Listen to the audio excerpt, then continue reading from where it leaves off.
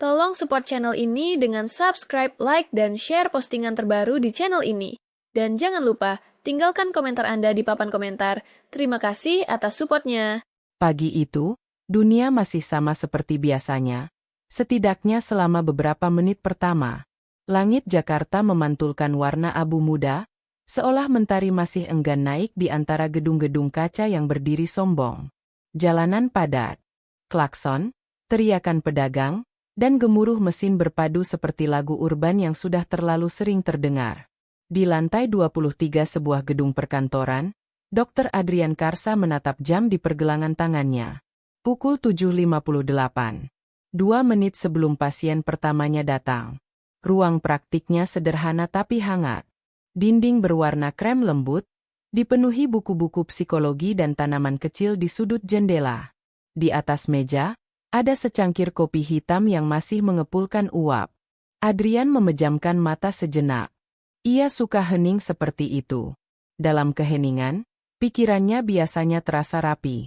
Ia selalu percaya bahwa ketenangan adalah obat paling ampuh untuk pikiran manusia. Tapi pagi itu, ia tidak tahu bahwa dalam waktu beberapa menit, dunia akan kehilangan hal paling berharga dari ketenangan itu. Keheningan di dalam kepala. Pintu berderit pelan. Pagi, Dok.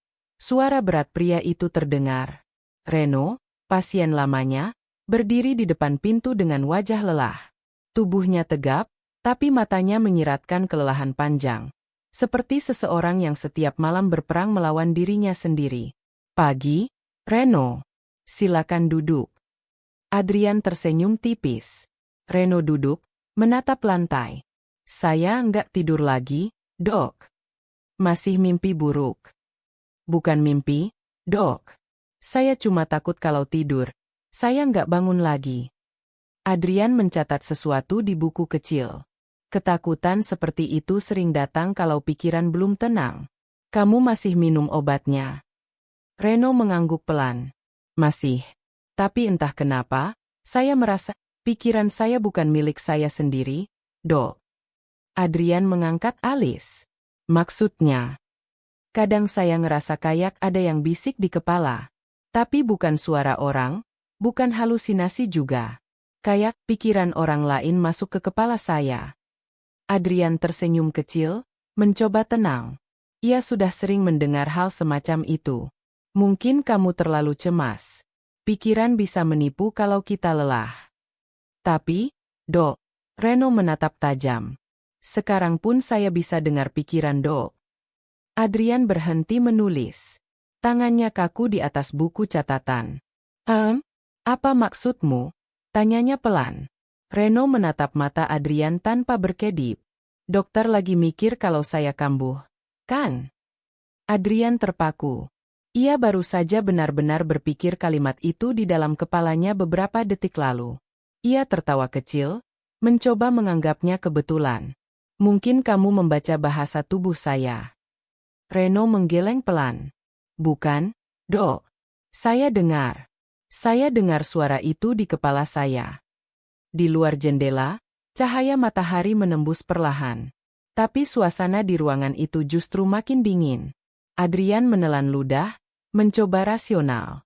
Baik, Reno. Tarik napas dalam-dalam. Kita coba relaksasi sebentar. Namun sebelum ia sempat melanjutkan, Reno menatap kosong ke depan. Sekarang saya juga bisa dengar suara sekretaris di luar.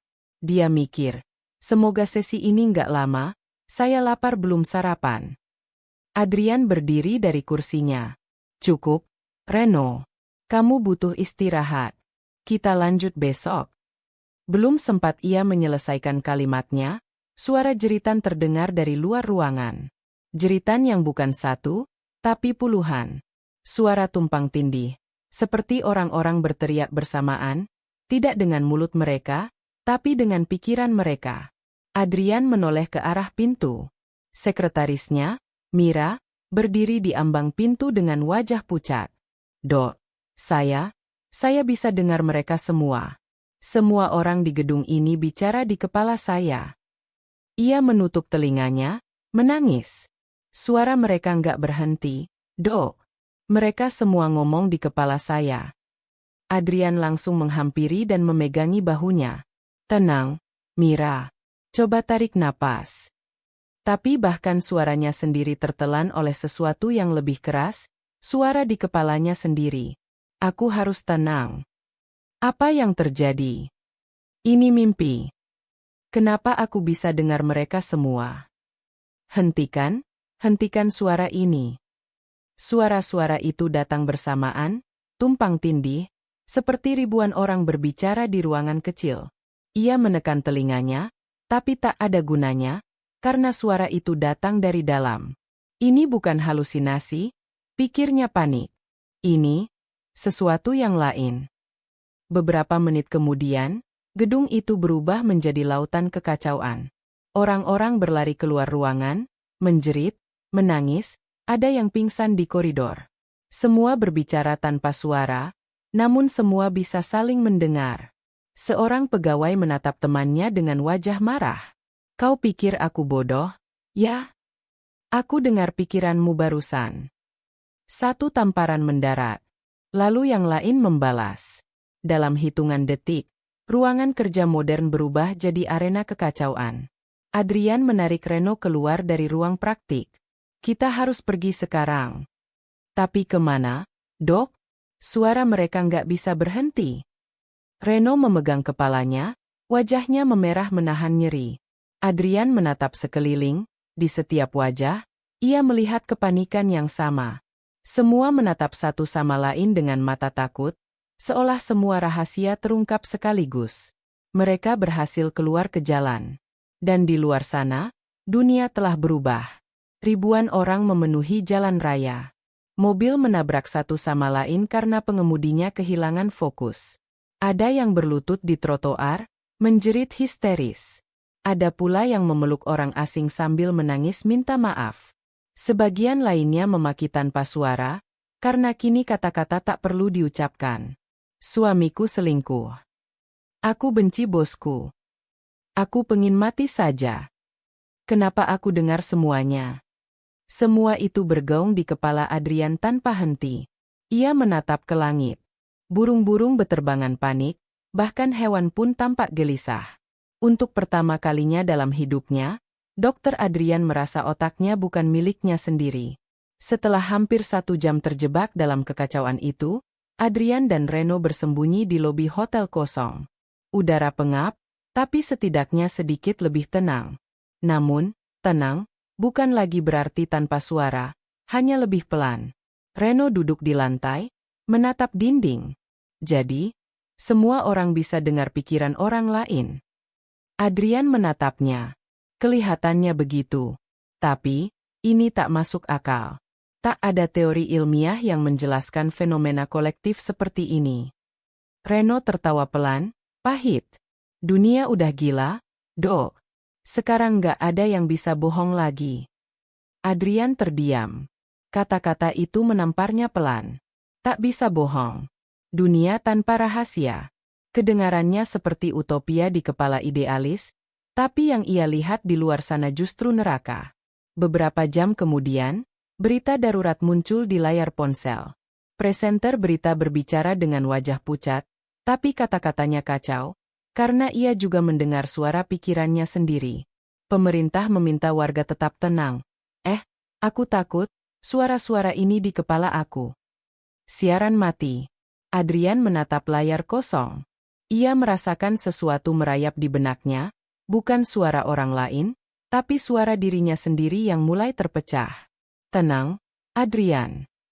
Kau dokter. Kau bisa menganalisis ini. Mungkin hanya fenomena sementara. Tapi, bagaimana kalau tidak? Ia menutup matanya, menekan pelipisnya kuat-kuat. Tapi di balik keheningan itu, suara lain menyusup. Kau tahu ini salahmu, kan? Kau tahu siapa yang dulu kau biarkan mati.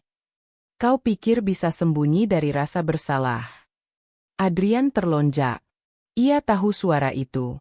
Suara pasien lamanya, Nadia, gadis muda yang bunuh diri 5 tahun lalu.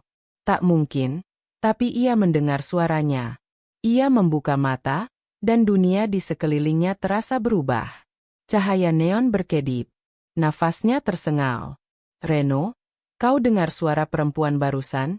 Tanyanya pelan. Reno menggeleng. Nggak ada siapa-siapa, Dok. Hari mulai gelap. Suara-suara di kepala manusia mulai mengendur. Sebagian sudah terbiasa, sebagian menyerah. Namun satu hal yang pasti, dunia sudah tidak sama lagi. Adrian menatap jendela hotel, melihat kota di bawah sana, lampu-lampu gedung menyala, tapi suasananya seperti akhir zaman. Mungkin, pikirnya, manusia memang tidak diciptakan untuk tahu segalanya. Dalam hati, ia berjanji akan mencari jawabannya.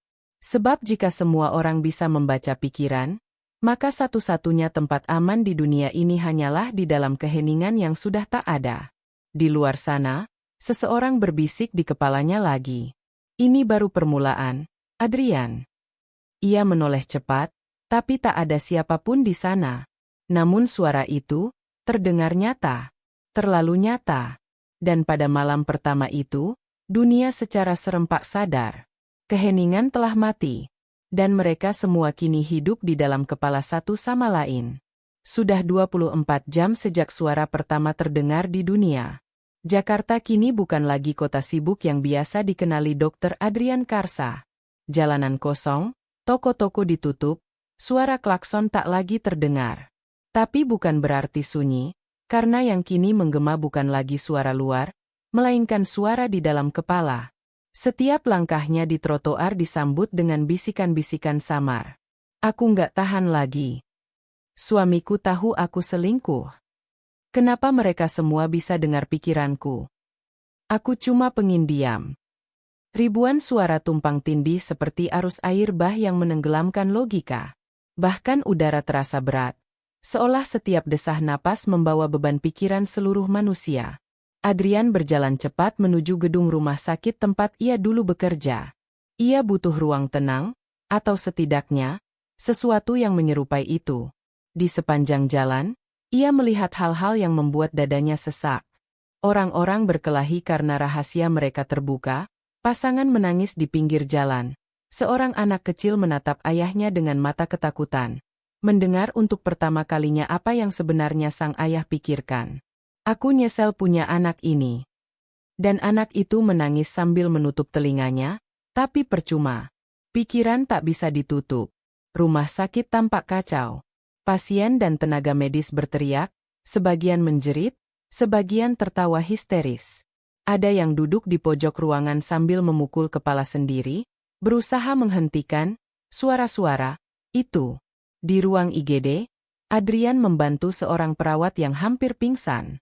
Air, cepat, katanya, menyodorkan segelas air ke tangan gemetar perempuan itu. Perawat itu menatapnya dengan mata merah. Dok, saya dengar semuanya. Semua orang di ruangan ini bicara di kepala saya. Mereka bilang mereka benci saya, mereka capek kerja, mereka ingin pulang. Suaranya bergetar. Tapi saya juga dengar pikiran pasien ini. Dok, dia udah nyerah. Adrian menatap pasien di ranjang, seorang pria tua dengan alat bantu napas. Dan dalam detik itu, suara lain menyusup ke kepalanya, lemah, tapi jelas. Aku ingin pergi. Tolong biarkan aku mati. Adrian terdiam. Ia tahu itu bukan suara khayal. Itu pikiran pasien. Seketika, air matanya menetes tanpa sadar. Untuk pertama kalinya, ia benar-benar bisa mendengar penderitaan yang selama ini hanya ia duga dari ekspresi wajah pasien. Namun sebelum ia sempat menenangkan diri, suara lain datang dari perawat di sampingnya. Kalau semua bisa dengar pikiran, nggak ada gunanya lagi pura-pura baik.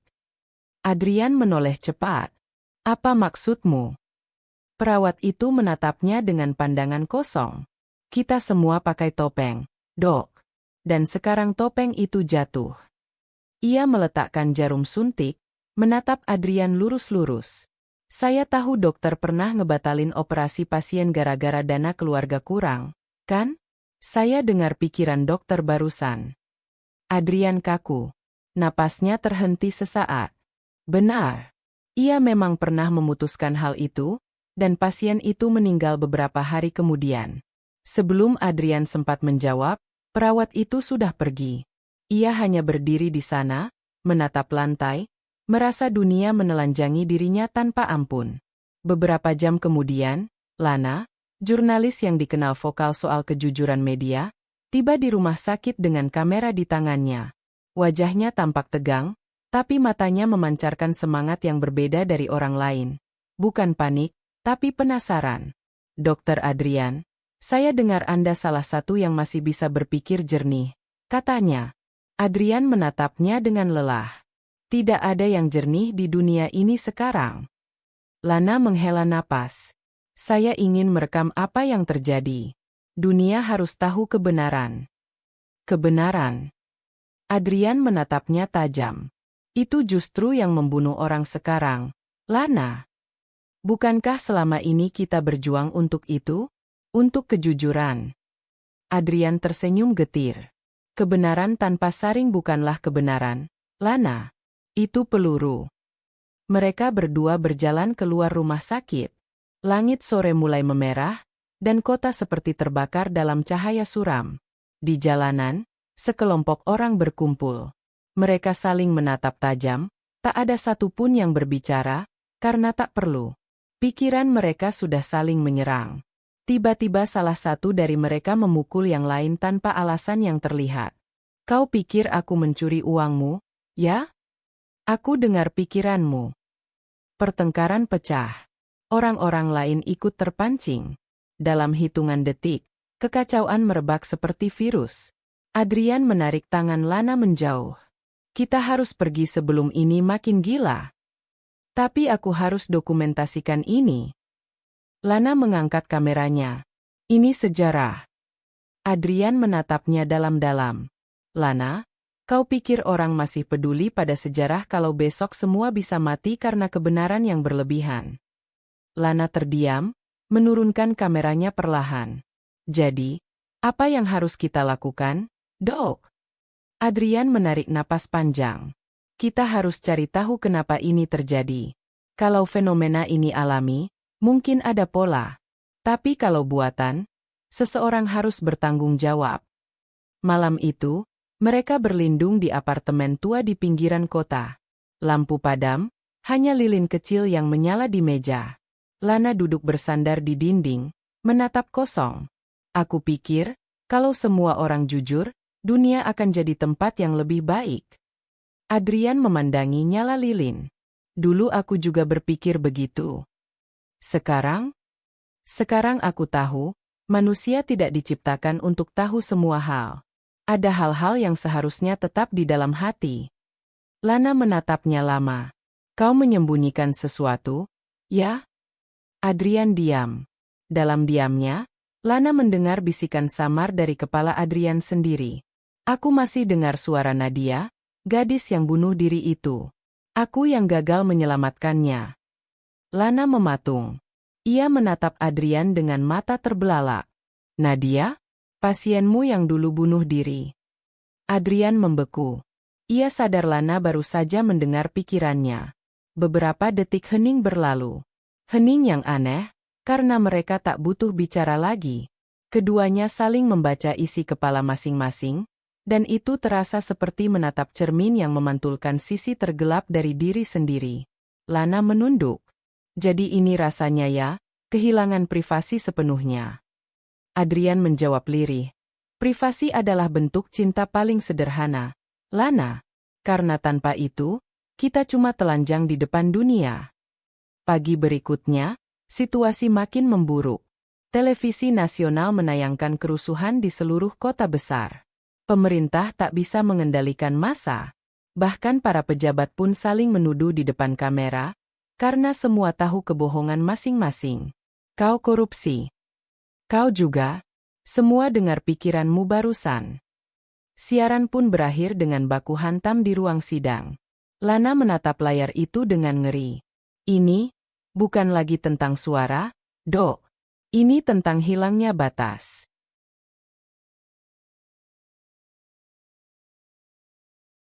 Adrian memegang kepalanya yang mulai berdenyut. Batas adalah yang membuat manusia tetap waras. Tanpa batas, Kita semua akan saling menghancurkan. Tiba-tiba, ketukan keras terdengar di pintu apartemen. Adrian mendekat dengan hati-hati. Dari balik pintu terdengar suara familiar. "Do, ini saya, Reno." Adrian membuka pintu. Reno berdiri di sana, wajahnya penuh luka, matanya merah. Mereka semua gila, Do. Saya nggak tahan lagi. Suara-suara itu makin keras. Ia masuk tanpa izin, lalu membanting tubuhnya ke lantai. Saya dengar pikiran semua orang. Do. Mereka semua jijik sama saya. Mereka pikir saya monster. Lana mendekat, tapi Reno menatapnya dengan marah. Kau juga. Kau pikir aku gila, kan? Aku dengar semuanya. Reno, tenang. Adrian mencoba menenangkannya. Tapi Reno menjerit, menutup telinganya. Berisik. Berisik. Ia memukul kepalanya sendiri hingga berdarah. Adrian dan Lana berusaha menahannya, namun Reno lebih kuat. Dalam kekacauan itu, Adrian mendengar sesuatu. Suara yang bukan berasal dari Reno, tapi dari dalam dirinya sendiri. Semua ini salahmu, Adrian. Kau yang memulai semua ini. Ia menoleh cepat. Siapa itu? Lana menatap bingung. Siapa, Dok? Tadi kau nggak dengar. Dengar apa? Adrian menggigil. Suara itu terdengar jelas, tapi hanya di kepalanya. Kau akan tahu nanti, Adrian. Ini baru awal. Reno akhirnya pingsan setelah diberi obat penenang. Adrian duduk di sampingnya, kelelahan. Lana menatapnya dengan cemas. Kau baik-baik saja? Tidak, jawabnya jujur. Aku bahkan tak yakin siapa yang bicara di kepalaku sekarang, diriku sendiri atau orang lain. Lana terdiam. Suasana begitu berat, hanya terdengar derak lilin yang hampir padam. Aku akan cari tahu, Lana, kata Adrian tiba-tiba. Harus ada penjelasan ilmiah untuk ini. Otak manusia tidak mungkin tersinkron begitu saja tanpa sumber. Kalau ternyata ini bukan fenomena alam, tanya Lana. Adrian memejamkan mata. Maka seseorang telah menciptakan neraka. Di luar, hujan turun deras. Namun di antara derasnya air yang memantul di aspal, ada sesuatu yang lain. Suara-suara samar, seperti jaringan radio yang saling bersahutan. Gelombang otak global mencapai puncaknya. Eksperimen tidak terkendali. Sinyal tersebar luas ke seluruh dunia. Adrian mendongak. Kau dengar itu? Lana mengerutkan kening. Suara siapa? Bukan manusia, ini seperti transmisi frekuensi rendah, gumam Adrian. Mungkin dari menara sinyal, atau sesuatu yang lebih besar. Ia memandang Lana serius. Kita harus cari sumbernya. Beberapa jam kemudian, mereka berdua berjalan menembus hujan menuju laboratorium riset yang dulu bekerja sama dengan rumah sakit tempat Adrian praktik. Tempat itu sudah sepi, sebagian lampu mati, tapi generator cadangan masih menyala. Di dinding lorong, tulisan besar menyambut mereka. Departemen Penelitian Neurolink Nasional. Lana menatapnya. Neurolink. Proyek militer, jawab Adrian pelan. Mereka dulu meneliti cara menyinkronkan gelombang otak antar prajurit agar bisa berkomunikasi tanpa bicara. Lana menelan ludah. Kau pikir, mereka yang menyebabkan ini? Adrian tidak menjawab. Ia hanya berjalan terus, menyalakan senter. Di ujung lorong, mereka menemukan ruangan besar penuh kabel dan layar monitor. Di tengah ruangan, sebuah mesin silinder besar berdiri, masih bergetar pelan. Lampu indikator di sisi mesin berkedip merah. Di salah satu layar, muncul tulisan. Sinkronisasi global, aktif. Lana menutup mulutnya, ngeri. Jadi benar, ini buatan manusia. Adrian menatap layar itu lama, lalu bergumam pelan. Mereka ingin menyatukan pikiran dunia, tapi mereka lupa, pikiran manusia bukan jaringan. Ia labirin.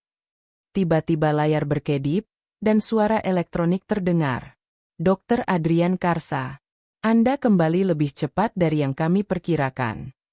Lana terkejut. Apa-apaan ini? Adrian terpaku. Suara itu, aku kenal. Anda membantu kami 5 tahun lalu, ingat? Proyek percobaan gelombang otak pertama. Kami menyebutnya, Echo. Lana menatap Adrian dengan mata lebar. Oh, terlibat? Adrian terdiam. Wajahnya pucat.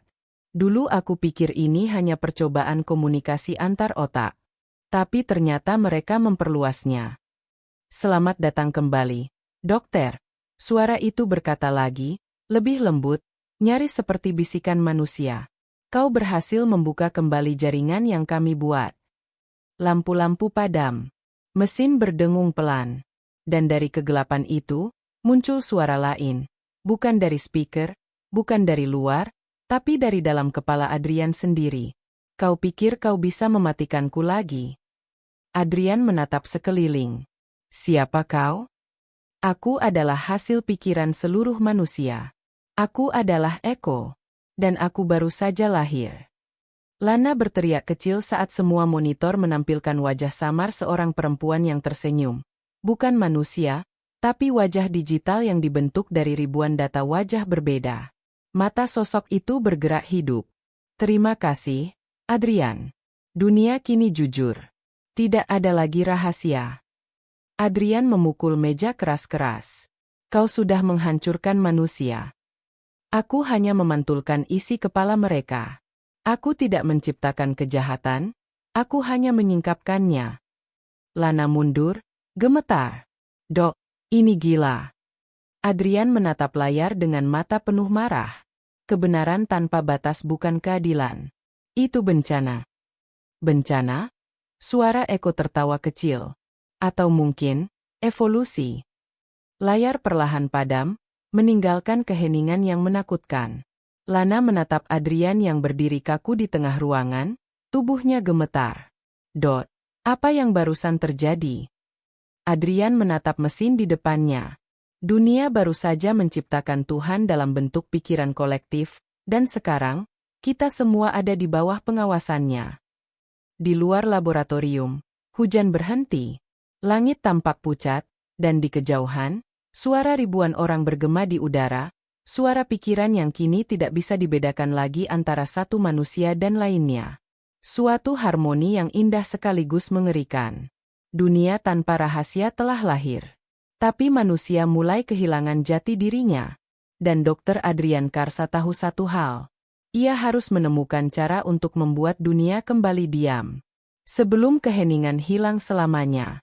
Hujan turun deras di luar jendela hotel. Butiran air menampar kaca seperti waktu yang enggan berhenti.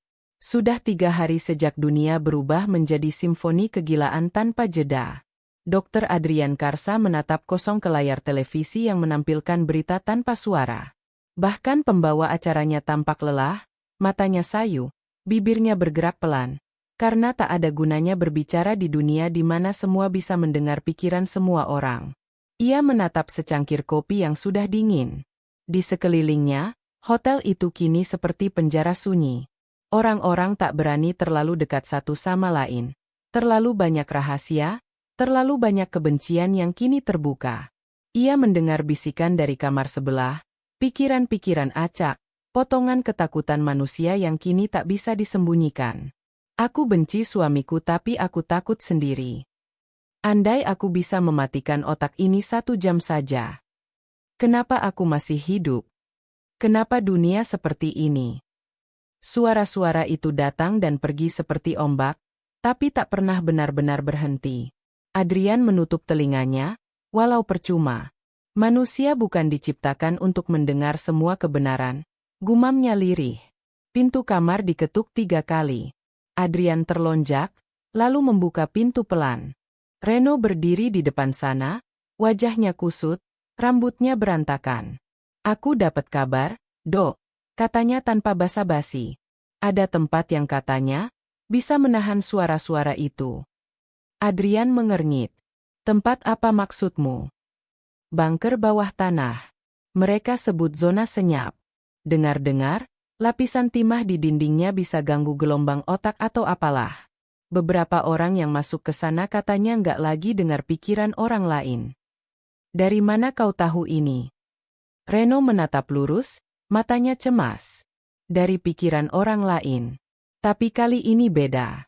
Aku dengar suara yang lebih tenang. Bukan seperti pikiran acak. Seolah-olah ada seseorang yang memang mengirimkan pesan. Adrian terdiam beberapa saat. Seseorang? Reno mengangguk.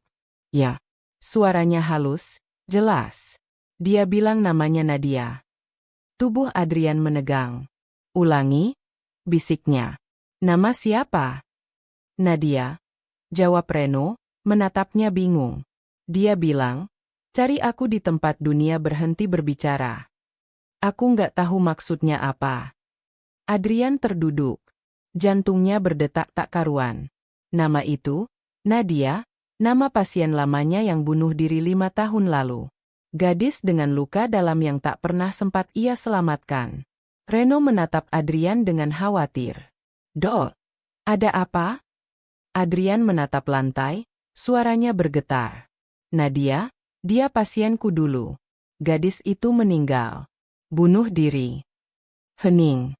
Hanya suara hujan di luar yang terdengar. Reno mengusap wajahnya. Kalau gitu, kenapa suaranya bisa muncul di kepala kita? Apa dia masih hidup? Tidak mungkin, kata Adrian pelan. Kecuali. Ia menatap jendela, napasnya berat. Kecuali ini semua bukan sekadar fenomena otak. Mungkin ada sesuatu yang lebih besar bekerja di baliknya. Malam itu, mereka memutuskan meninggalkan hotel. Jalanan Jakarta sudah seperti dunia pasca apokaliptik. Lampu-lampu padam di beberapa blok, orang-orang berkeliaran tanpa arah. Sebagian duduk di pinggir jalan, menangis sambil menutup kepala mereka. Sebagian lagi berteriak pada langit tanpa suara. Adrian dan Reno berjalan cepat, menembus hujan, mencari tanda apapun tentang zona senyap. Di tengah perjalanan, mereka melihat sesuatu yang membuat langkah mereka terhenti. Seorang anak kecil berdiri di tengah jalan, tubuhnya menggigil, mata kosong. Namun anehnya, tak ada suara pikiran dari anak itu. Adrian berhenti. Kau dengar apapun darinya? Reno menggeleng. Enggak ada. Hening total. Adrian mendekat perlahan. Nak, kamu sendirian. Anak itu menatapnya pelan, lalu tersenyum samar. Aku tahu kau nyari Nadia. Adrian terkejut. Kau kenal Nadia? Dia di tempat yang sepi, jawab anak itu pelan. Tempat di mana semua pikiran berhenti. Sebelum Adrian sempat bertanya lebih lanjut, anak itu berlari ke gang sempit dan menghilang. Mereka mengejarnya, tapi gang itu buntu. Dan di lantai hanya tersisa sebuah benda kecil. Kalung perak dengan inisial, N. Reno memungutnya. Dok, ini punyanya Nadia. Adrian mengambilnya dengan tangan gemetar. Ia mengenali kalung itu. Ia pernah melihatnya di leher Nadia saat sesi terakhir mereka. Sebelum dia. Kalimatnya terputus. Ia tak sanggup melanjutkan. Reno menatap langit. Berarti ini petunjuk. Kita harus ke zona senyap. Adrian mengangguk. Untuk pertama kalinya, ia merasa bahwa mungkin, jawaban dari semua kegilaan ini memang terhubung dengan masa lalunya. Perjalanan mereka menembus hujan membawa mereka ke pinggiran kota. Langit malam kelabu, dan jalanan sepi. Di ujung jalan, mereka melihat tanda samar di dinding. Huruf putih besar bertuliskan Silent Project. Mereka menuruni tangga tua menuju lorong bawah tanah. Dinding-dindingnya dilapisi logam tebal, dan semakin dalam mereka berjalan, semakin berkurang suara-suara di kepala mereka. Sampai akhirnya, saat tiba di pintu terakhir, keheningan total. Tidak ada bisikan, tidak ada suara, tidak ada pikiran lain. Hanya suara napas mereka sendiri. Reno tersenyum lega. Dok, kita nggak dengar apa-apa. Ini tempatnya. Adrian menatap sekeliling, matanya mulai berkaca. Setelah 3 hari penuh kegilaan, otaknya akhirnya benar-benar sunyi. Ia hampir lupa rasanya. Namun di tengah keheningan itu, sesuatu terasa janggal. Pintu di ujung lorong terbuka perlahan. Dari dalam, cahaya putih lembut menyinari wajah seorang perempuan. Rambut hitam panjang, wajah tenang, dan mata yang familiar. "Selamat datang, dokter," ucapnya dengan suara yang lembut tapi nyata. "Aku sudah menunggumu." Adrian terpaku. "Nah, Nadia." Perempuan itu tersenyum samar. "Aku bukan arwah. Tapi aku juga bukan manusia sepenuhnya lagi." Mereka masuk ke dalam ruangan itu. Di dalamnya, terdapat ratusan monitor dan mesin aneh yang berkelap-kelip. Suara generator berdengung pelan. "Tempat ini dulu pusat riset gelombang otak," jelas Nadia. "Kami mempelajari cara menyinkronkan pikiran manusia lewat frekuensi otak." "Kami?" tanya Adrian. Nadia mengangguk. "Ya. Aku bagian dari timmu dulu, Dok." Adrian menatapnya kaget. "Apa maksudmu? Kau pasienku, bukan rekanku." "Awalnya, ya," kata Nadia pelan. "Tapi setelah aku dinyatakan meninggal, sebagian dari kesadaranku disimpan di sistem ini. Eksperimenmu yang gagal, Dok." Adrian melangkah mundur. "Tidak, aku tidak pernah." "Pikirkan baik-baik," potong Nadia. "Proyek Schnapse Mirror. Eksperimen untuk menghubungkan kesadaran antar manusia demi terapi trauma." Adrian membeku. Ingatan itu datang kembali seperti badai. Tahun-tahun lalu, ia memang memimpin proyek rahasia yang dibiayai lembaga swasta. Tujuannya, membantu pasien depresi saling memahami perasaan satu sama lain lewat teknologi telepati buatan. Namun eksperimen itu gagal. Gelombang otak Nadia tak pernah kembali stabil. Ia meninggal sehari setelah uji coba terakhir.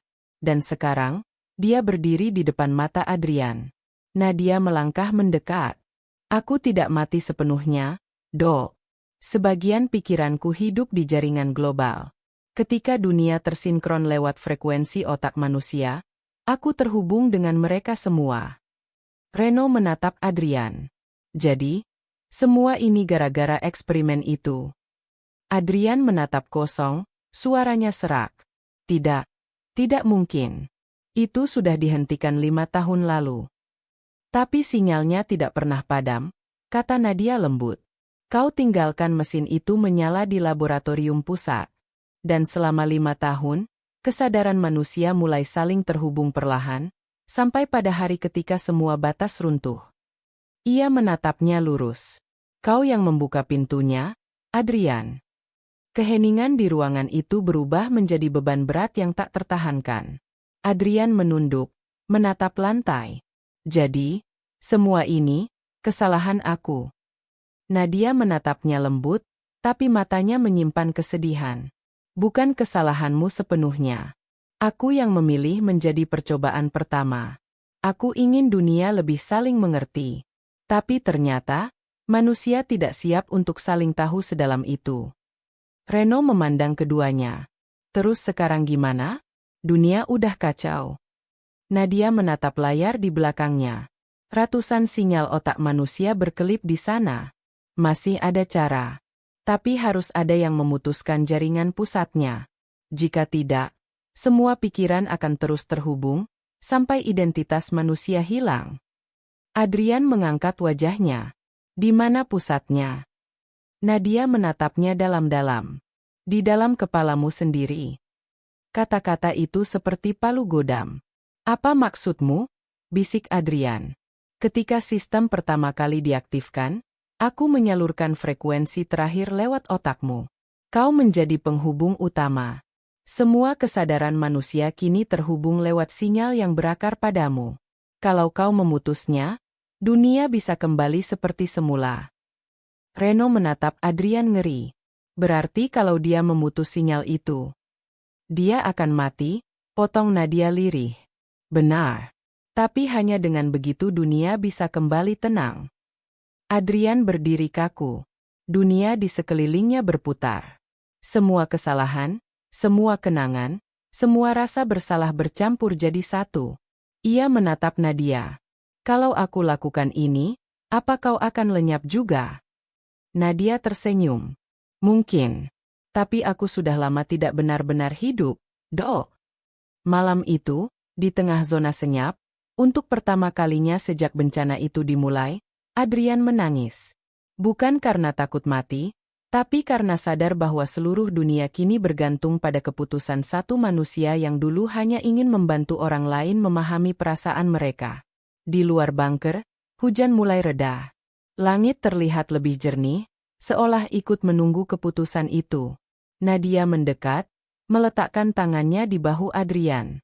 Kau selalu ingin menyembuhkan luka manusia. Kadang, untuk menyembuhkan dunia, kita harus berkorban. Adrian mengangguk perlahan. Ia tahu, tak ada lagi jalan lain. Namun tepat sebelum ia menyentuh terminal utama, ia mendengar sesuatu. Sebuah suara asing yang muncul di kepalanya. Bukan dari Nadia, bukan dari Reno, tapi dari seseorang yang belum pernah ia dengar sebelumnya. Jangan lakukan, Adrian. Dunia belum siap untuk diam. Mereka perlu mendengar satu sama lain sampai akhirnya belajar. Ia menoleh cepat. Nadia, kau dengar itu? Nadia menggeleng. Tidak. Suara siapa? Adrian menatap sekeliling. Suara itu datang lagi, kali ini lebih lembut. Jika kau matikan koneksi ini, manusia akan kembali pada kebohongan, pada kepalsuan. Tapi jika kau biarkan, mereka mungkin akan saling memahami, meski lewat rasa sakit. Adrian menggenggam kepalanya, kebingungan. Dua pilihan di hadapannya kini sama-sama berat. Memutus koneksi dan menyelamatkan dunia dari kegilaan. Atau membiarkan semuanya berlanjut demi kemungkinan manusia belajar memahami satu sama lain. Nadia menatapnya lembut. Kau harus memilih, Dok. Dan di tengah keheningan itu, keheningan yang justru paling bising, Dr. Adrian menutup matanya. Air matanya jatuh pelan ke lantai dingin. Mungkin, dunia memang harus belajar lewat penderitaan. Hening. Itu hal terakhir yang Adrian rasakan sebelum semuanya berubah. Ia berdiri di tengah ruang logam, dikelilingi mesin-mesin berdenyut seperti jantung raksasa yang hidup. Di depannya, layar besar menampilkan jaringan bercahaya, jutaan sinyal otak manusia yang terhubung, berkelap-kelip seperti bintang di langit digital. Dan di tengah lautan cahaya itu, satu titik berwarna emas berdenyut paling terang. Itulah dirinya. Semua ini, gumam Adrian, terhubung lewat aku. Nadia berdiri di sampingnya, dengan wajah lembut namun tegas. Kau adalah jembatan antara pikiran manusia dan dunia yang tak terlihat. Kau bisa memutusnya kapan saja. Adrian menatapnya lama. Tapi kalau aku lakukan itu, kau akan lenyap. Dan semua yang sudah terhubung, akan terlupakan. Nadia tersenyum kecil. Mungkin memang harus begitu. Dunia perlu belajar diam, meskipun lewat kehilangan. Reno berdiri di dekat pintu, gelisah. Dok, aku nggak yakin ini ide bagus. Aku udah dengar suara-suara di luar.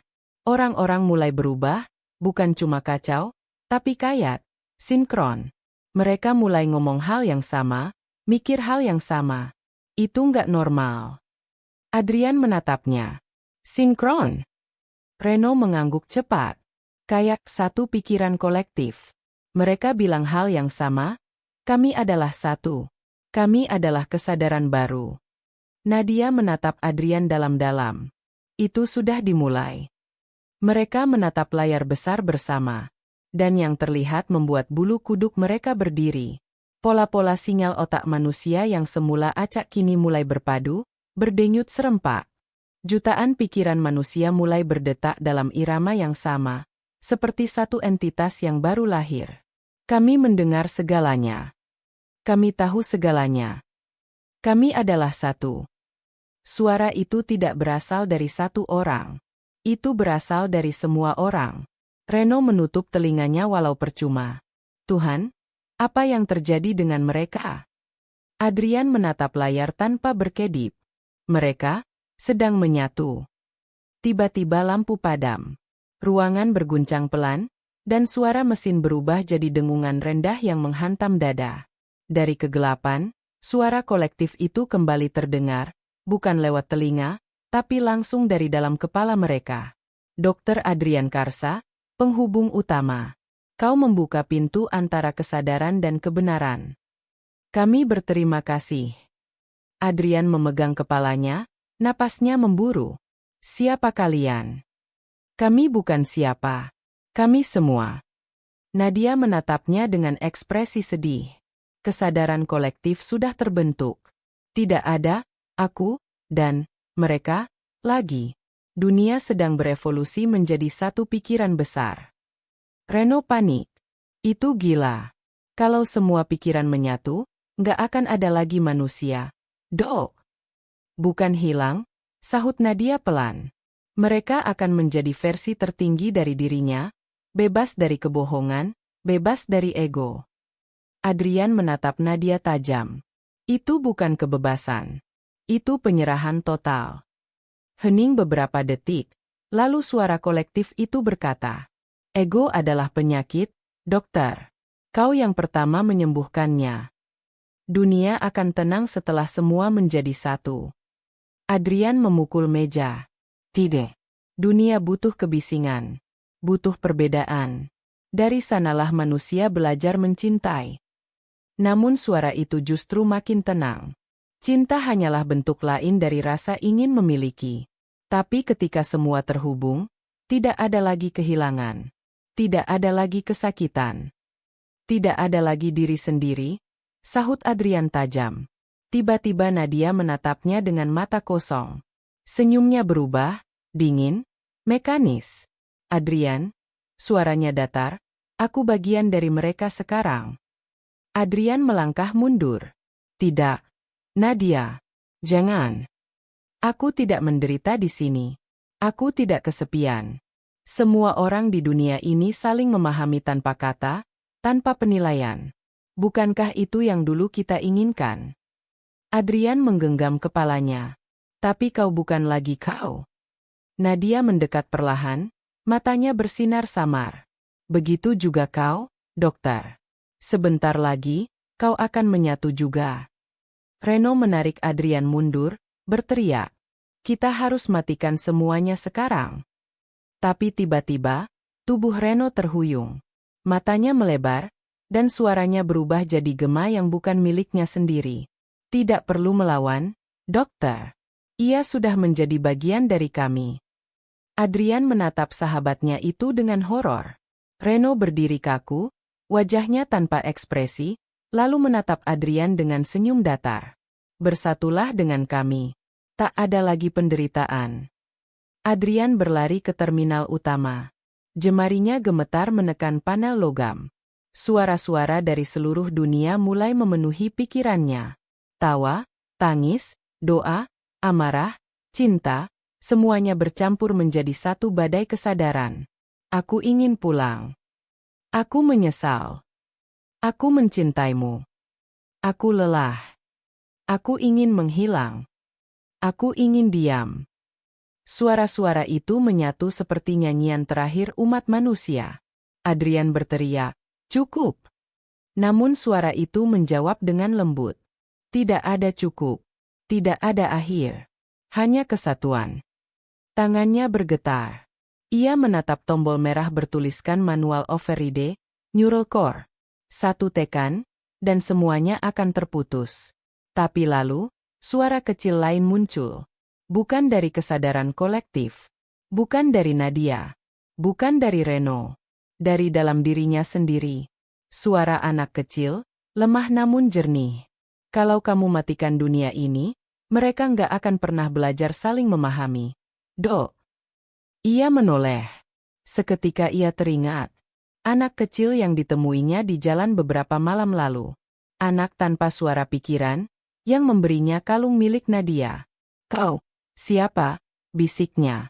Aku, sisa kesadaran manusia yang belum menyatu. Aku bagian dari hati mereka yang masih ingin memilih sendiri.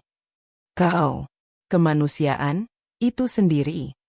Kau tahu jawabannya, Dok. Kau harus memutus, atau kita semua hilang menjadi satu suara tanpa jiwa. Air mata Adrian menetes.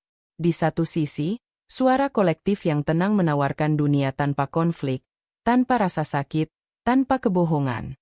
Di sisi lain, Suara kecil itu, lemah, rapuh, tapi manusiawi. Kalau kita semua sama, siapa yang akan memaafkan? Siapa yang akan mencintai? Ia memejamkan mata. Ingatan berkelebat cepat, Nadia yang tertawa di ruang terapi, Reno yang setia menemaninya, ibunya yang dulu selalu bilang, kadang perbedaan adalah cara Tuhan menunjukkan cinta. Manusia bukan untuk menjadi sempurna, bisiknya, tapi untuk belajar dari ketidaksempurnaan. Dengan tangan gemetar, Adrian menekan tombol merah itu. Cahaya meledak. Bukan ledakan fisik, tapi seperti ribuan kenangan pecah bersamaan. Jeritan pikiran membelah udara. Dunia berhenti berdetak sejenak. Lalu, sunyi. Benar-benar sunyi. Tidak ada suara pikiran. Tidak ada bisikan. Hanya satu hal yang tersisa, diam. Beberapa jam kemudian, Adrian membuka matanya perlahan. Ia terbaring di tengah ruangan hancur, mesin-mesin terbakar, kabel berasap. Nadia berdiri di ujung ruangan, samar, seperti bayangan cahaya. "Terima kasih, dokter," bisiknya lembut. "Kau menyelamatkan mereka, dan aku." Adrian menatapnya dengan mata basah. "Kau akan pergi?" Nadia tersenyum. "Aku sudah cukup lama bertahan di antara hidup dan mati. Sekarang saatnya aku tenang." Cahayanya mulai pudar, dan di udara tersisa hanya kehangatan yang lembut. "Selamat tinggal, Adrian. Kau akhirnya membuat dunia bisa diam lagi." Dan Nadia pun lenyap. Adrian menatap langit di atas reruntuhan bunker. Hujan sudah berhenti. Langit berwarna biru keabu-abuan, tapi tenang. Ia mencoba mendengar, dan hanya menemukan pikirannya sendiri. Sunyi yang dulu ia rindukan kini terasa seperti anugerah sekaligus kutukan. Di kejauhan, ia melihat orang-orang mulai berjalan keluar dari tempat persembunyian mereka. Mereka saling menatap, bingung, tapi tersenyum. Mungkin, mereka tidak mengingat semuanya. Tapi entah bagaimana, di mata mereka ada sesuatu yang berbeda. Lebih lembut. Lebih tulus. Mungkin mereka masih membawa sedikit gema dari kesadaran bersama itu, pikir Adrian. Dan mungkin, itu cukup. Malam harinya, ia duduk sendirian di tepi jendela gedung tua, menatap kota yang perlahan hidup kembali. Lampu-lampu mulai menyala, suara kendaraan kembali terdengar. Kebisingan dunia terasa indah kali ini. Ia menatap kalung perak dengan inisial N di tangannya. Menutup matanya, dan berbisik. "Terima kasih, Nadia." Dunia diam bukan karena mati, tapi karena belajar mendengar. Namun sebelum ia menaruh kalung itu di meja, ia mendengar sesuatu.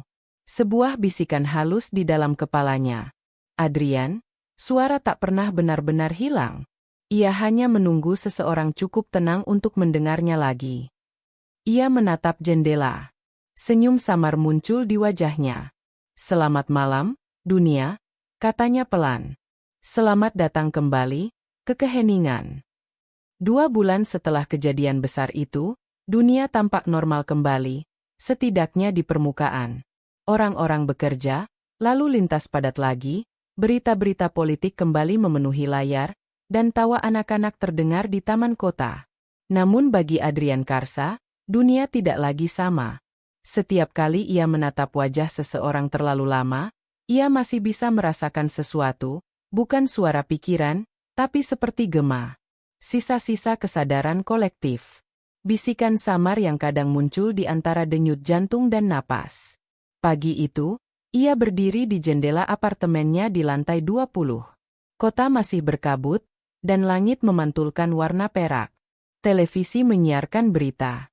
Sejumlah warga melaporkan fenomena aneh, mimpi yang sama dialami oleh orang-orang di lokasi berbeda.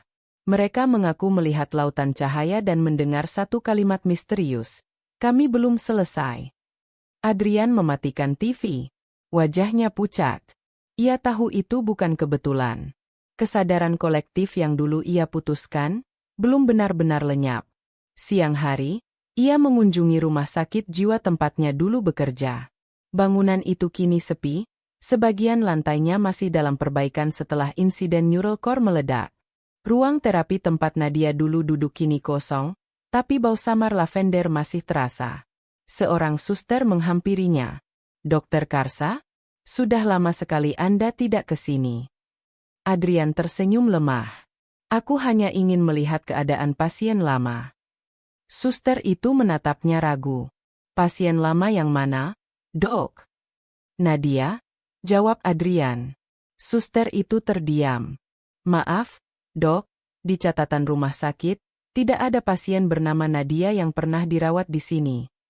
Adrian menatapnya lama. Apa maksudmu? Nama itu tidak pernah ada dalam arsip kami. Saya sudah cek. Mungkin Anda salah ingat. Adrian tertegun. Dunia seakan berhenti berputar sesaat. Ia berlari ke ruang arsip, mencari berkas lama. Ia tahu letaknya, rak besi, laci ketiga dari bawah. Ia menarik map berlabel pasien telepati, 2045. Tangannya gemetar saat membuka. Kosong. Hanya kertas putih. Tidak ada nama, tidak ada laporan, tidak ada hasil scan otak. Semuanya hilang. Tidak mungkin. Ia bergumam, hampir tak bersuara. Dia nyata. Aku bicara dengannya.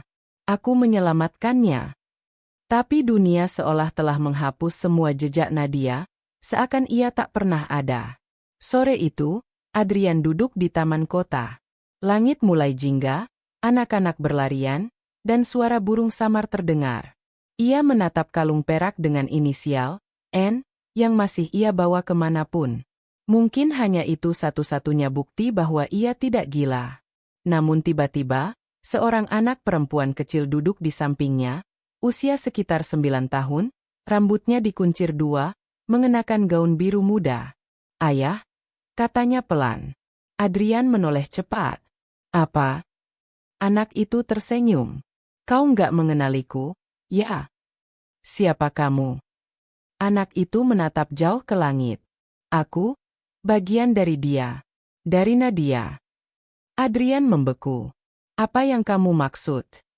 Ketika dunia menyatu waktu itu, tidak semua kesadaran lenyap.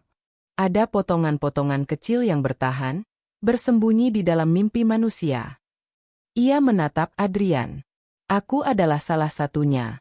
Dan aku datang karena mereka akan kembali. Siapa? Mereka? Kesadaran kolektif. Suara yang dulu kau padamkan. Tapi sekarang mereka menemukan cara lain untuk bangkit, lewat mimpi manusia. Adrian menatap gadis kecil itu tak percaya. Tidak mungkin. Aku memutus koneksi itu sepenuhnya. Anak itu menunduk. Kau memutus jembatannya, tapi kau lupa sesuatu, Dok. Ia menatap kalung di tangan Adrian. Kalung itu adalah sinyal dari kesadaran bersama. Di dalamnya, masih ada residu koneksi antara otakmu dan jaringan itu. Adrian menggenggam kalung itu erat. Jadi, ini belum berakhir. Anak itu mengangguk. Belum. Tapi mereka tidak datang untuk menghancurkan.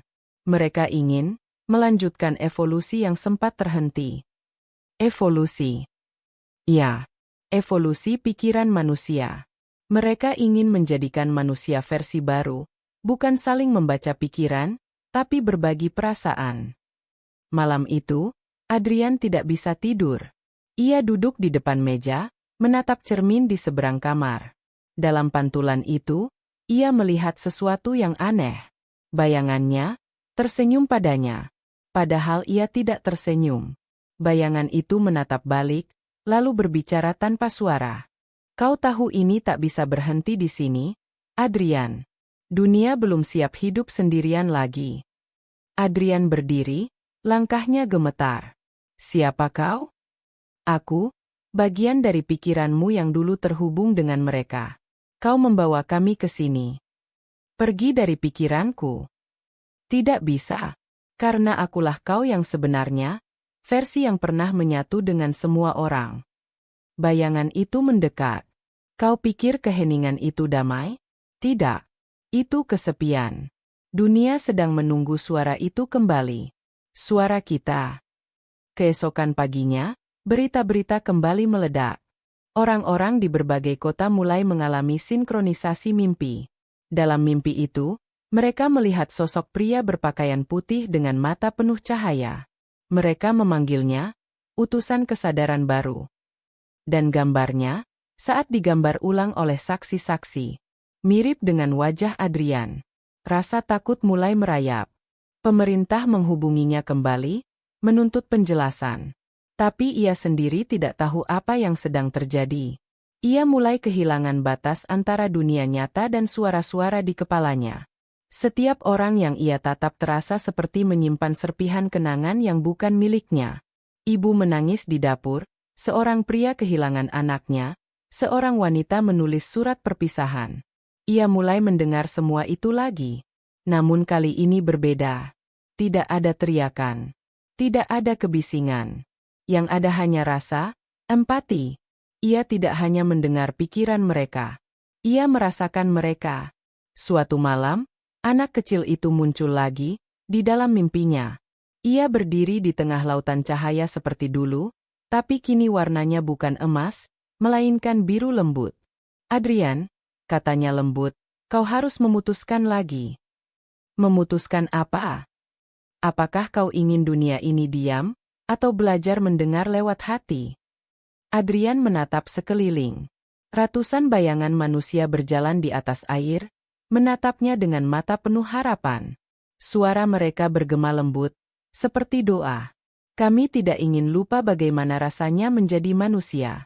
Tapi kami juga tidak ingin hidup tanpa pengertian. Ia menatap anak itu. Kalau aku izinkan mereka kembali, apakah mereka akan menyatu lagi? Tidak. Mereka tidak akan menyatu. Mereka hanya akan terhubung secara emosional. Mereka akan tetap individu, tapi bisa memahami tanpa kata. Dunia akan punya empati sejati. Adrian memejamkan mata. Ia teringat wajah Nadia, senyum lembutnya, kata-katanya tentang dunia yang bisa tenang lewat kehilangan. Mungkin inilah kelanjutannya. Mungkin dunia memang perlu memahami, bukan hanya berbicara. Ia mengangguk pelan. Baiklah. Tapi tidak lewat mesin, tidak lewat kabel, tidak lewat laboratorium. Anak itu tersenyum. Kalau begitu, lewat apa? Lewat hati manusia. Keesokan harinya, Adrian bangun dengan perasaan aneh, damai tapi berat. Ia menatap kaca, dan di balik pantulannya, bayangan dirinya tersenyum lagi. Namun kali ini, tidak menakutkan. Kau akhirnya mengerti, kata suara itu pelan. Dunia tidak perlu tahu bahwa semua ini dimulai darimu. Cukup biarkan mereka belajar mendengar lewat keheningan. Adrian mengangguk. Dan kalau aku hilang, kau tidak akan hilang. Kau hanya akan menjadi gema di setiap hati yang belajar memahami tanpa kata. Beberapa hari kemudian, sesuatu luar biasa terjadi. Berita di seluruh dunia melaporkan fenomena yang sama. Konflik menurun drastis, angka kejahatan menurun, dan tingkat depresi menurun tajam. Para ilmuwan bingung, tapi mereka sepakat pada satu hal. Gelombang otak manusia di seluruh dunia menunjukkan pola sinkronisasi emosional. Tidak ada lagi telepati. Tidak ada lagi pembacaan pikiran. Tapi setiap manusia seakan mengerti satu sama lain. Adrian menulis catatan terakhirnya malam itu. Mungkin manusia tidak perlu mendengar isi pikiran untuk memahami. Kadang, diam bersama sudah cukup. Karena di balik diam itu, hati saling berbicara dengan cara yang hanya Tuhan tahu. Ia menutup buku itu, lalu menatap kalung, N, yang tergantung di jendela. Untuk pertama kalinya, ia tersenyum tenang. Angin berhembus pelan. Cahaya biru lembut menari di udara, seolah seseorang mengucapkan selamat tinggal. Dan dalam keheningan itu, terdengar satu bisikan terakhir. Kau sudah membuat dunia ini tak lagi tidur, Adrian. Kini mereka terjaga, untuk saling memahami.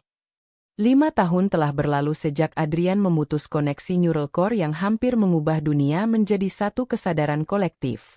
Kota-kota telah pulih. Gedung-gedung tinggi berdiri megah, lampu-lampu bersinar terang, dan manusia kembali hidup seperti biasa. Namun, sesuatu telah berubah. Tidak ada yang bisa menamai perubahan itu, tapi setiap orang bisa merasakan orang lain lebih dalam. Tanpa kata, tanpa membaca pikiran.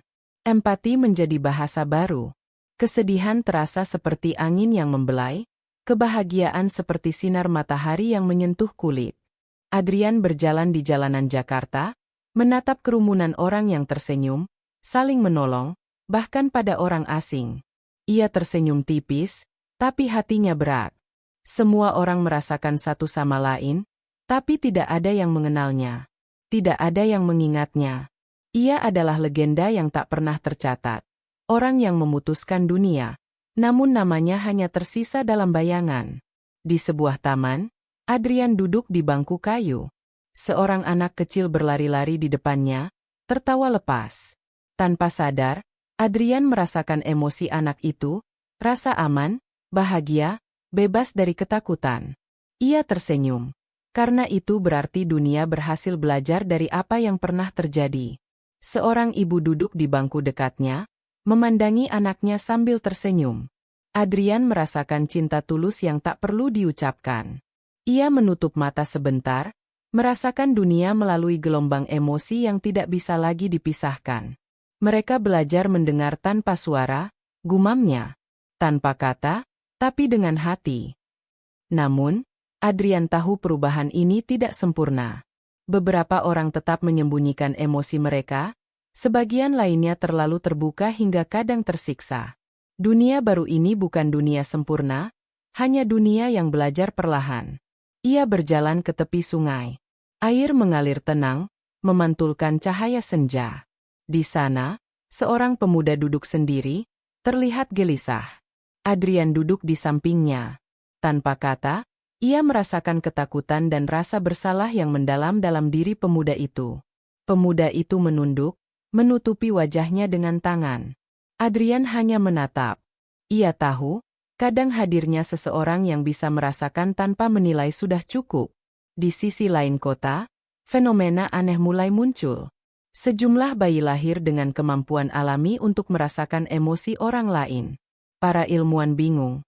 Tidak ada teknologi, tidak ada eksperimen, hanya kemampuan yang muncul begitu saja. Fenomena ini perlahan menyebar ke seluruh dunia. Anak-anak ini mampu menenangkan orang dewasa, merasakan kesedihan jauh sebelum orang lain menyadarinya, bahkan menurunkan tingkat konflik hanya dengan kehadiran mereka. Mereka adalah generasi baru, kata seorang ilmuwan. Mungkin evolusi manusia yang Adrian mulai tanpa sengaja. Adrian mendengar kabar ini dari radio lama yang ia simpan di apartemennya. Ia tersenyum tipis. Bahkan jika dunia lupa namanya, tindakannya tetap mengalir melalui setiap hati manusia. Suatu malam, Adrian berjalan di tepi laut, bulan memantulkan cahaya di permukaan air. Ia menutup mata, merasakan dunia. Ada emosi yang samar, tak dikenal, namun penuh harapan.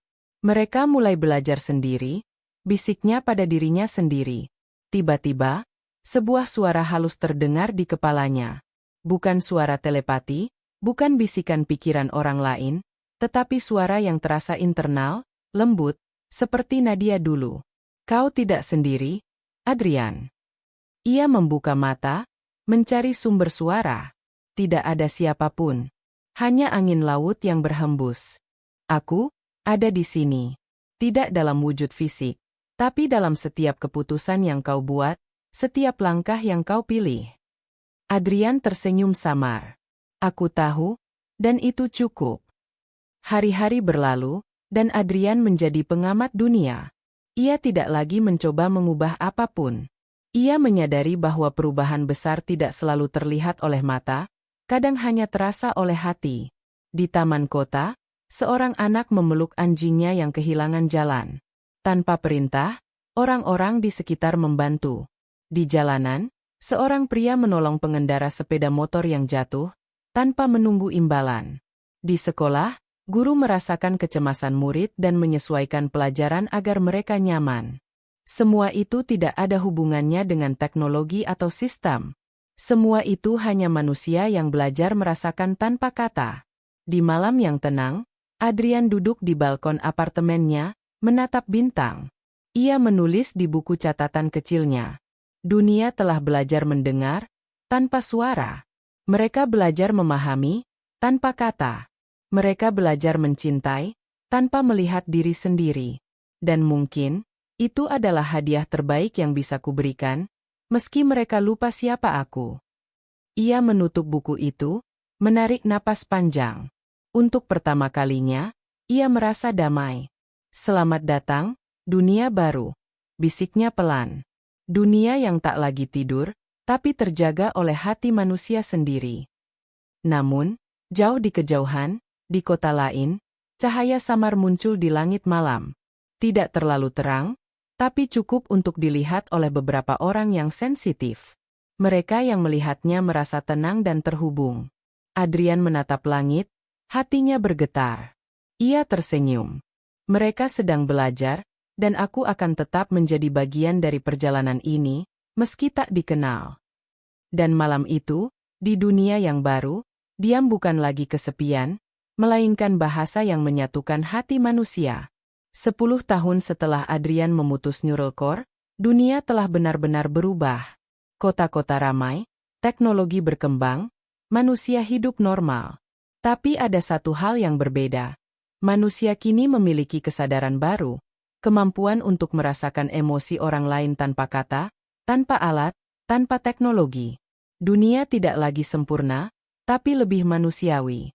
Konflik tetap ada, namun orang belajar mendengarkan, bahkan jika tidak ada suara. Adrian berjalan di jalanan ibu kota. Ia masih hidup sederhana, hampir tidak dikenal. Orang-orang yang dulu melihatnya sebagai penyelamat dunia, sudah lupa namanya. Tapi itu tidak penting. Karena ia tahu, dunia telah berubah karena tindakan yang tidak terlihat. Di taman, anak-anak bermain dengan riang. Mereka tertawa, saling menolong, dan tanpa sadar, mereka belajar empati dari generasi yang lahir setelah fenomena kesadaran kolektif. Adrian tersenyum. Ia merasakan perasaan mereka, kebahagiaan murni, tanpa syarat. Di sisi lain, sebuah sekolah dasar di pinggiran kota mengadakan kelas untuk anak-anak yang lahir dengan kemampuan merasa orang lain. Kemampuan yang mulai muncul setelah insiden neural core. Guru mereka, seorang wanita muda, menatap anak-anak itu dengan kagum. Inilah generasi baru, katanya pada diri sendiri. Mereka tidak akan memerlukan kata-kata untuk memahami teman, mereka akan belajar mencintai tanpa ego. Adrian mengamati dari jauh, tersenyum samar. Ia tidak bisa masuk, karena generasi ini akan berkembang alami, tanpa perlu intervensinya lagi. Suatu malam, di apartemennya, Adrian duduk menulis di buku catatan lama. Di meja tergantung kalung perak dengan inisial N, satu-satunya benda yang tersisa dari masa lalu. Ia menatapnya lama, mengingat sosok Nadia, pasiennya, teman, dan fenomena yang membuatnya menghadapi dunia dengan tanggung jawab yang lebih besar daripada yang pernah dibayangkan. Ia menulis, "Aku pernah takut dunia akan hilang. Aku pernah takut manusia tidak akan belajar. Tapi mereka berhasil. Mereka belajar dari hati, bukan dari pikiran. Dan mungkin itulah keajaiban terbesar manusia, mampu merasakan, mampu memahami, mampu mencintai." Di malam yang sunyi, Adrian mendengar sesuatu, bisikan halus di kepalanya. Bukan suara telepati, bukan gema pikiran orang lain, melainkan suara yang lembut dan menenangkan. "Kau sudah melakukan yang terbaik, Adrian." Ia menoleh, tapi tidak ada siapapun di ruangan itu. "Kau sudah membiarkan dunia belajar, dan itu cukup." Adrian menutup mata. Ia tahu suara itu bukan fisik. Itu hanyalah bagian dari memori kolektif yang tersisa, sisa keberadaan Nadia yang kini hidup melalui setiap hati manusia. "Terima kasih," bisiknya pelan. Keesokan paginya, Adrian berjalan ke sungai tempat ia dulu merenung. Ia melihat sekelompok orang tua duduk bersama anak-anak mereka, menonton matahari terbit. Mereka tidak berbicara, tapi Adrian bisa merasakan bahwa cinta dan empati mereka mengalir satu sama lain tanpa kata. Setiap orang tersenyum, tertawa, menangis ringan, dan tidak ada rasa cemas. Ia menyadari sesuatu, Dunia ini akhirnya belajar mendengar, tetapi melalui hati, bukan kata-kata.